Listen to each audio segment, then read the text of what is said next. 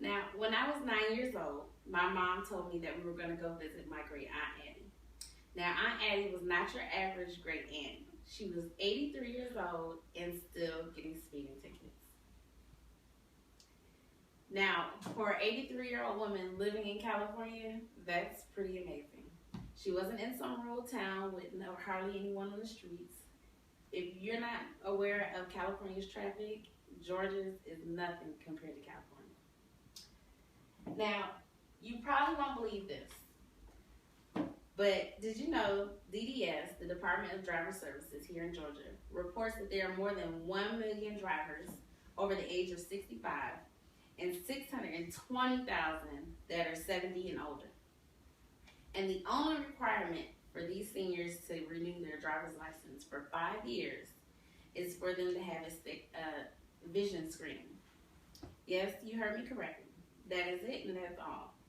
Oh, and if they fail their screening, all they have to do is get a form from DDS and go to a licensed optometrist or ophthalmologist and have it completed and turn back into DDS. They also suggest that family members look for signs of diminished capacity. Now, I'm going to share with you a few of their suggestions, and I want you to just think about them as I read them off. Just think if you've ever felt this way anytime during your drive. Serious or minor accidents, having wandering thoughts or being unable to concentrate, being unable to read ordinary signs and road signals, getting lost on familiar roads, driving too fast or too slow, a decreased reaction time to situations, and oh, my favorite, having other drivers honk at you frequently. Or last but not least, being spoken to about your driving by police, family, and friends. DDS says, know your limits. Now, from that list that I just read to you, how many of you wouldn't mind admitting to feeling at least one of these at some point or another? They also say that the mental and physical performance are things that count when driving. They mention programs where seniors may get assistance, however, it's not mandatory. This is an actual picture of a driver. I'm sure she felt like when she got up that morning that there was nothing wrong with her vision and that she did not have any problems with driving.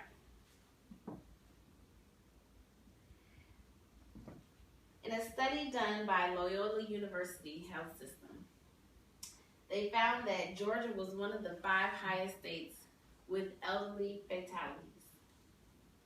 They also said a problem is that elderly drivers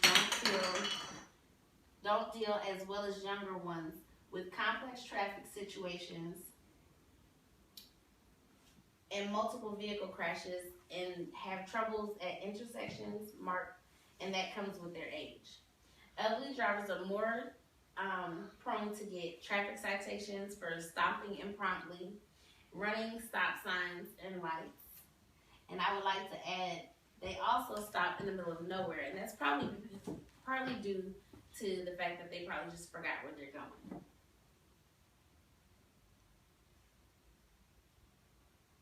When Georgia's Highway Safety reported in 2011, there were 625 traffic fatalities in rural Georgia and 578 in urban Georgia.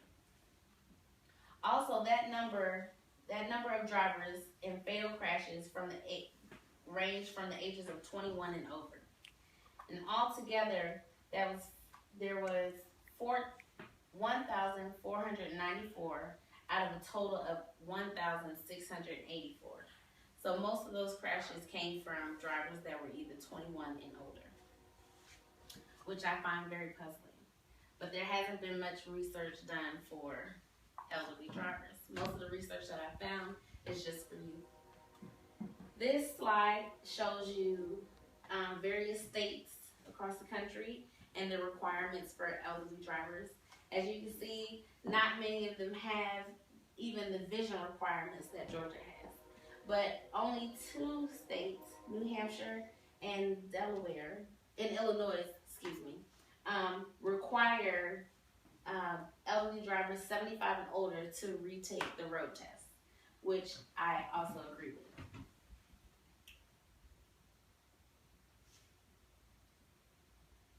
Now back to what the DDS said. What counts on the road is mental and physical performance. But how can you test their physical performance when all you're testing is their vision? My suggestion is that seniors should be required to retake their road test skills, as well as be informed on the latest laws that were published for driving within the last 5 years, seeing that their driver's license are only renewed for 5 years. Now, if this was your family member or loved one, you would want to make sure that they were driving safely as well. You wouldn't want to think that something as harmless as a road test would keep them from getting in any car accidents or anything severe enough to take their lives.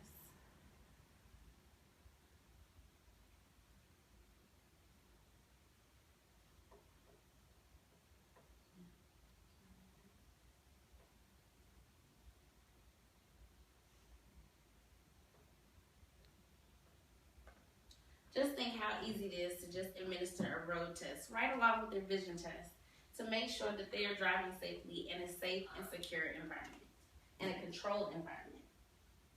That's one of the easy things that we can do. These are just a list of my references where I pulled all my information from: the Department of Driving Services, the Governor's Office of Highway Safety, Google to pull out most of my searches, and the Loyola University of Health System. Thank you.